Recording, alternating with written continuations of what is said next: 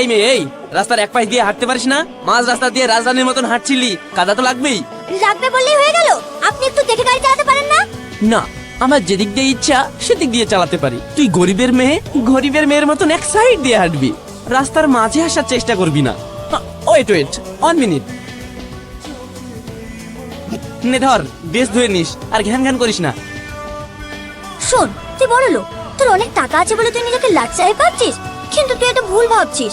তুই সব মেয়েকে টাকা দিয়ে চুপ করাতে পারলেও এই রুমি তাকে পারবি না। আমি এই অপমানের বদলা অপমান করেই নেব।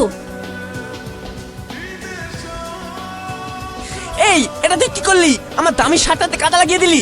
যা, এবার সমান সমান হয়ে গেল। আর এই টাকাটাকে কুড়িয়ে তোর এই নোংরা শার্টটাকে ভালো করে পরিষ্কার করে নিস। আর শোন, এর মধ্যে কিছু টাকা বাঁচবে, এত টাকা শার্ট লাগবে না। পারলে নিজের কয়লার মতো মনটাকেও ভালো করে পরিষ্কার করিয়ে নিস। এই, মারার জন্য হাত যখন তুলেছিস তাহলে থামলি কেন? মার। যে ছেলে গায়ে জোর দেখায়, মেয়েদের গায়ে হাত তুলে, সে ছেলে ছেলে না, সে হচ্ছে একটা কাপুরুষ। ওরে রুমিতা, তোর বাপ মরার আগে আমার কাছে 50,000 টাকা ধার নিয়েছিল। সুদে আসলে এখন সেটা 1 লাখ টাকা হয়ে দাঁড়িয়েছে। এই টাকা 1 মাসের মধ্যে শোধ না করতে পারলে এই বাড়ি আমি দখল নেব। কাকা, আমার আব্বু যখন অসুস্থ ছিল, ওনার ওষুধপত্রের খরচের জন্য আপনার কাছে টাকাটা ধার নিয়েছিল, কিন্তু আমরা তো আব্বুকে বাঁচাতেই পারলাম না। কিন্তু আপনি কোনো চিন্তা করেন না, আমাকে আর কিছুদিন সময় দেন, আমি সেলাই করে আপনার সব টাকা শোধ করে দেব। সেলাই করি? তোর বাপের জন্মেও আহা, তোর তো আবার বাপ নেই। তুই তো নিজের জন্মেও জীবনে টাকা শোধ করতে পারবি নি। ভালো চাস তো শহরে গিয়ে কোনো বড় লোকের বাড়িতে বাসন মাজগা, তাও টাকাটা খুব তাড়াতাড়ি শোধ হয়ে যাবে। কাদেরকে যে আমি টাকা দিই। মা, আমাকে শহরে যেতেই হবে। শহরে গিয়ে আমি কোনো বড় লোক বাড়িতে কাজ করব, তাহলেই আমাদের খুব তাড়াতাড়ি সব টাকা শোধ হয়ে যাবে। রুমিতা মা, তুই একা একটা মেয়ে মানুষ শহরে যাবি, আমার খুব চিন্তা হচ্ছে। মা, আমি একটা শিক্ষিত মেয়ে, তুমি কোনো চিন্তা করো না, আমি ঠিক একা শহরে চলে যাব, কিন্তু আমাদের এই ভিটে মাটি হাতছাড়া হতে দেব না। বাবু, আমি এখানে একটা কাজের জন্য এসেছি, এখানে কি একটা কাজ পাওয়া যাবে? তুমি তুমি এখানে কাজের জন্য এসেছো? তোমার তো কোনো টাকা পয়সার দরকার নেই, আছে কি? ঘুরে ফিরে আবার আমাকে এর কাছে কাজ চাইতে আসতে হলো। শুনে রাখ, তোর টাকা পয়সা নিয়ে এত অহংকার, এই অহংকার বেশি দিন থাকবে না। তুই বাদ পড়ে মরে যাবি, এই রুমিতা তোকে অভিশাপ দিচ্ছে। তুই বিয়ের আগেই মরে যাবি, তুই দেখে নিস, আমার কথা মিলিয়ে নিস। আজ পর্যন্ত এই রুমিতার কথা কোনোদিন ফেল হয়নি, আর এবারও হবে না। এই, তুই কি উল্টো পাল্টা বকছিস? হ্যাঁ হ্যাঁ, আমি ঠিক বলছি। তুই এই বাড়ি গাড়ি সয় সম্পত্তি কিচ্ছু ভোগ করতে পারবি না। এই দাঁড়াও দাঁড়াও দাঁড়াও, তুমি ইন্টারভিউ পাস। আমি তো আপনার কাছে কোনো ইন্টারভিউ দিইনি। আরে সব দিয়েছো, তুমি যখনই চলে এসেছিলা তখনই তোমার ইন্টারভিউ হয়ে গেছে। কিন্তু ইন্টারভিউ পাস হলেও আপনি তো আমাকে চাকরি দেবেন না। চাকরি দেবো দেবো, তার আগে তোমার অভিশাপটা তুলে নাও। সত্যি? আমি যদি আমার অভিশাপ তুলে নিই তাহলে আপনি আমাকে কাজ দেবেন? হ্যাঁ হ্যাঁ সত্যি, কিন্তু তাড়াতাড়ি আগে অভিশাপটা তুলে নাও তো। ঠিক আছে, আমি আমার অভিশাপ তুলে নিলাম। ঠিক আছে, আমিও তোমাকে কাজ দিয়ে দিলাম, তুমি কাল থেকেই জয়েন করো। ঠিক আছে, তাহলে আমি এখন আসি। আচ্ছা রুমিতা, তোমার ভবিষ্যতের স্বপ্ন কি?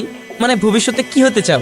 আমার সেরকম কোনো ইচ্ছা নেই, একটা বড় লোকের ছেলেকে দেখে পটিয়ে প্রেম করে বিয়ে করে নেব, তাহলেই হয়ে গেল, ব্যাস। কিন্তু বড় লোকের ছেলেকে পটানো তো অত সহজ না, তুমি তো পারবা না। পারবো না, চেষ্টা করব, আর চেষ্টা করলে সব পাওয়া যায়। শোনো, তোমাকে একটা টিপস দিই, যদি সেটা পারো তাহলে জানবো তুমি বড় লোকের ছেলেকে পটাতে পারবা। কি টিপস? তুমি আমার চোখের দিকে 1 মিনিট তাকিয়ে থাকো, যে বেশিক্ষণ তাকিয়ে থাকতে পারবে সে পটাতে পারবে। ঠিক আছে, তাই হলো। হানি, আমি তোমাকে দেখতে চলে আসলাম। ও, তুমি এসেছো?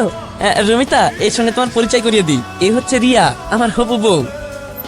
আবার আমার স্বপ্ন ভেঙে গেল। আমি ভেবেছিলাম রাশিদকে পটিয়ে বড় লোকের বউ হয়ে যাব, কিন্তু ও তো অলরেডি বিয়ে করার জন্য মেয়ে ঠিক করে ফেলেছে। এখন তাহলে আমার কি হবে?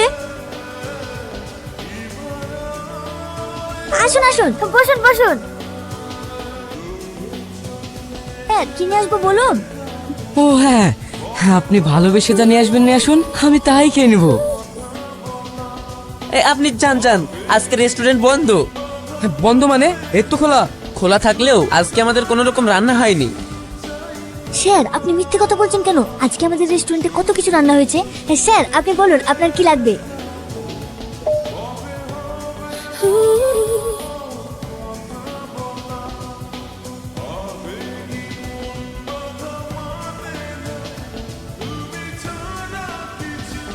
এই মেয়ে হচ্ছে একটা ছোট লোকের মেয়ে, এর ধান্দা হচ্ছে বড় লোক ছেলেদের প্রেমের জালে ফাঁসিয়ে কোটিপতি হওয়া।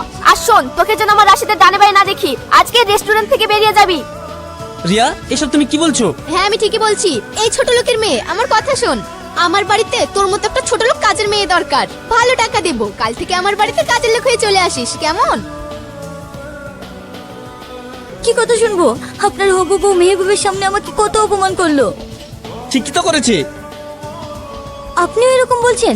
ঠিক আছে যান, আমিও আপনার সঙ্গে কথা বলবো না। আরে আরে, আমার কথাটা শোনো। তুমি তো বড় লোক ছেলেকে বিয়ে করতে চাও, কিন্তু সব বড় লোক ছেলেকে পাত্তা দিতে গেলে হবে? আরে আমি তো সবাইকে পাত্তা দিতে চাই না, আর যাকে পাত্তা দিতে চাই সে আবার আমার দিকে ফিরেই তাকায় না।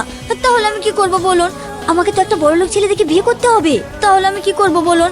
আর শুনুন না, মেহবুব এত বড় লোক হয়ে আমাকে ঘুরতে নিয়ে যাব বলছে, আর আমার মনে হয় আজকেও আমাকে প্রপোজ করবে। না না, মেহবুবের সঙ্গে ঘুরতে যাওয়ার দরকার নাই।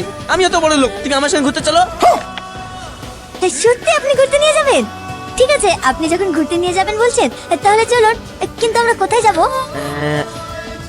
চলো আমরা তোমাদের বাড়ি থেকে ঘুরে আসি। আমাদের বাড়ি থেকে? কিন্তু কোনো কিন্তু না, চলো তো। মা, এই দেখো কাকে নিয়ে এসেছি। রুমিতা, এটা কে? মা, আমি শহরে এনার কাছেই কাজ করি। ও আসেন আসেন। চাচি, আমি আপনার ছেলের মতন, আমাকে আপনি আপনি করে বলেন না। ঠিক আছে বাপ, আসো আসো ভেতরে আসো।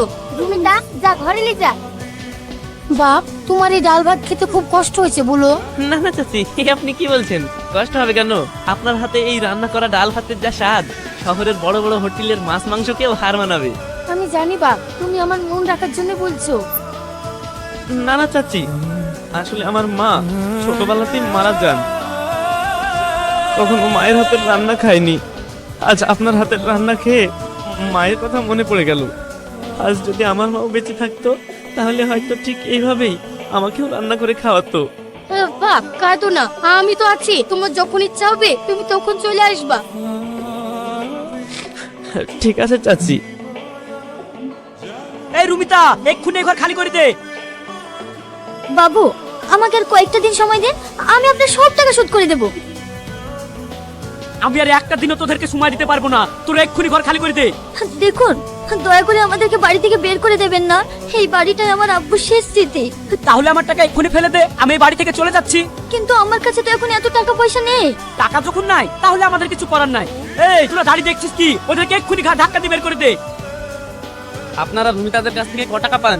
সুদে আসলে মিলে 1 লক্ষ টাকা। এই নিন আপনাদের টাকা, শুধু আসলে বুঝে নিন। আজ থেকে এই বাড়ি রুমিতাদের। জীবনে কোনোদিন এই বাড়ির দিকে চোখ তুলে তাকাবেন না। বাবা বাবা বাবা, শহর থেকে বাবুদের নিয়ে এসে টাকার গরম দেখাচ্ছিস? ছি, এইসব নোংরামি আমার এলাকায় চলবে না। মুখ সামলিয়ে কথা বলবেন। রুমিতা আমার হবু বউ, আমি ওকে আজই বিয়ে করব। ওর নামে আর একটা বাজে কথা বললে আপনার জিভ টেনে ছিঁড়ে ফেলবো। আমার টাকা আমি পেয়ে গেছি। এই চল সবাই। তোমার যে বিয়ে ঠিক হয়ে আছে, আর তার সত্ত্বেও তুমি আমাকে বিয়ে করবে বললে? ওহো, বুঝতে পেরেছি। তুমি আমাকে গুন্ডাদের হাত থেকে বাঁচানোর জন্য এরকম বললে, তাই না? না রুমিতা, আমি সত্যি সত্যি তোমাকে বিয়ে করতে চাই। আপনার এই বিয়েতে কোনো আপত্তি আছে? না বাপ, আমার এই বিয়েতে কোনো আপত্তি নাই। তুমি এত বড় লোক হয়েও আমাদের মতো গরিব ঘরের মেয়েকে বিয়ে করবো বলছো, এতে আমি অনেক খুশি। আজও তাহলে এই দুনিয়ায় ভালো মানুষ আছে। আল্লাহ তোমাদের হায়াত দান করুক। আমি বুক ভরে তোমাদের দুজনের জন্য দোয়া করি। তোমরা সুখী থাকো, হাসি খুশি থাকো।